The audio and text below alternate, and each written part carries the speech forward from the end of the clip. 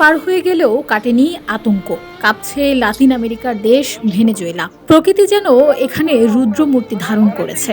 সম্প্রতি আঘাত হানা জোড়া শক্তিশালী ভূমিকম্পের ক্ষত এখনো তাজা দেশটির বুকে। সরকারি সর্বশেষ পরিসংখ্যান অনুযায়ী এই ভয়াবহ দুর্যোগে মৃতের সংখ্যা 5,000 ছাড়িয়ে গেছে।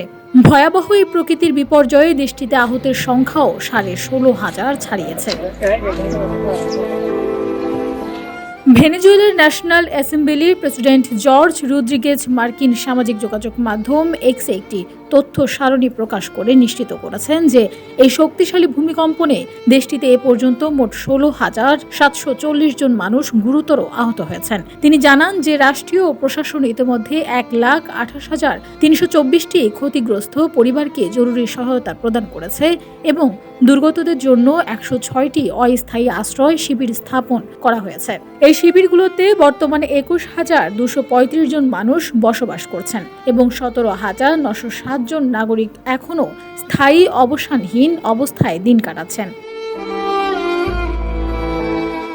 জাতীয় সংসদের স্পিকার জর্জ রদ্রিগেজের দেওয়া তথ্য অনুযায়ী এই ভূমিকম্পের তীব্রতায় দেশের 856টি ভবন ও বহুতল স্থাপনা মারাত্মকভাবে ক্ষতিগ্রস্ত হয়েছে, যার মধ্যে 190টি ভবন সম্পূর্ণ ধসে পড়েছে। উল্লেখ্য যে গত 24 জুন দক্ষিণ আমেরিকার এই দেশটিতে যথাক্রমে 7.2 এবং 7.5 মাত্রার দুটি অত্যন্ত শক্তিশালী প্রলয়ঙ্কারী ভূমিকম্প পরপর আঘাত এনেছিল, যার জেরে এই ব্যাপক জানমালের ক্ষয়ক্ষতি হয়েছে। Desk report, Bangladesh bulletin.